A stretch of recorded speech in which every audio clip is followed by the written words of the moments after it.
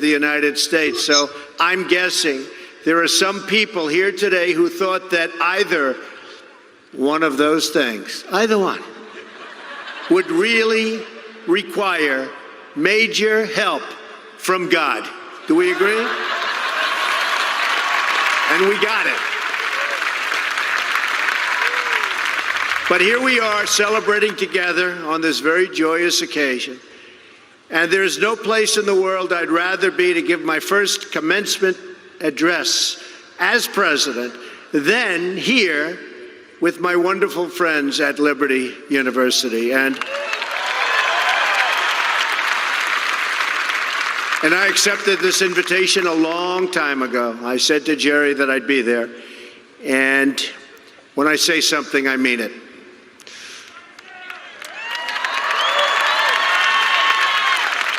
I want to thank President Terry Falwell and his incredible wife, Becky. Say it up, Becky. For their kind words, their steadfast support, and their really wonderful friendship. Let me also extend our appreciation to the entire Falwell family. Trey, Sarah, Wesley, Laura, and Caroline, thank you for everything you do to make this university so exceptional.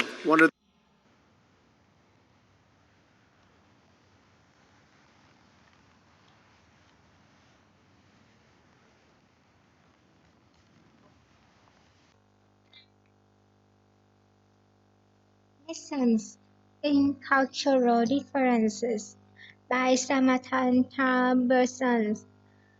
It is 9 o'clock 5 a.m. and a group of Chinese businessmen are outside a hotel conference room in Sao Paulo waiting for their Brazilian hosts.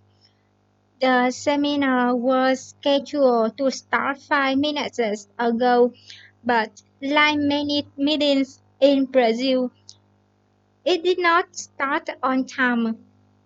The Brazilians arrived, complaining loudly about the morning's traffic, and go immediately to breakfast. Cultural differences between the two countries become clear. In 2009, China replaces the U.S. as Brazil's biggest trading partner. As a result, Brazilian companies are keen to understand the Chinese better and find the best way to do business together. For companies already working with China, getting to know the culture is a already at Tribra, Sao Paulo's biggest Chinese language school, students who mainly work in the import business take evening classes in Mandarin. About half the lesson is about cultural issues. They ask questions such as, should I give my business card with two hands? And what presents should I give something Brazilian? Some business deals fail because of small things like misunderstood email. In addition to language problems, there is also a lack of cultural understanding between the two countries, says Charlie Tang, president of the Brazil-China Chamber of Commerce. One big issue is timing. For successfully deals with the Chinese, it is important to be on time for meetings and to meet deadlines. Another issue is planning. In Brazil, because of high inflation during the 1980s and early 1990s, and many failed plans, long-term planning was not a priority. Today, many companies still prefer to plan as they go along and fix problems when they happen. The Chinese are completely different. They like to plan everything in advance and in detail.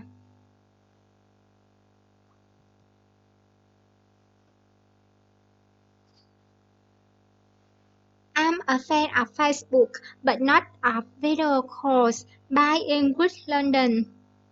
Victoria Colau, the CEO of Vodafone, has 4 phones and never switches them off. He loves Facebook too, but only for friends, not for business networking. Mobile technology is making a big difference to how people work. With smartphones and the right mobile applications, companies will be able to organize meetings and team working anywhere. Mr. Colau says that he always carries 2 or 3 mobile phones with him. Right now, I have a BlackBerry and an iPhone and a Samsung 360. He says, I use the BlackBerry for business email and to swap SMS messages with colleges. I use the Samsung for social contact and to access Facebook. Mr. Colau sees differences in the ways other executives use mobile technology. It depends on the culture and age. In Southern Europe, every executive carriers are mobile and use it all the time. Northern Europeans are most disciplined. They only use mobiles when they need to. He is less enthusiastic about video calling. I'm not a fan and I don't know many people of my age who are. I don't want to see people when I talk on the phone. Maybe it's because when I'm on the phone, I like to take notes. He is more positive about conference calling. Conference calls are useful, especially for keeping up to date on projects. He only uses one social network, Facebook. I don't have time to use others. I have 98 friends there, but they are real friends. He uses Facebook to send messages and to see what friends are doing.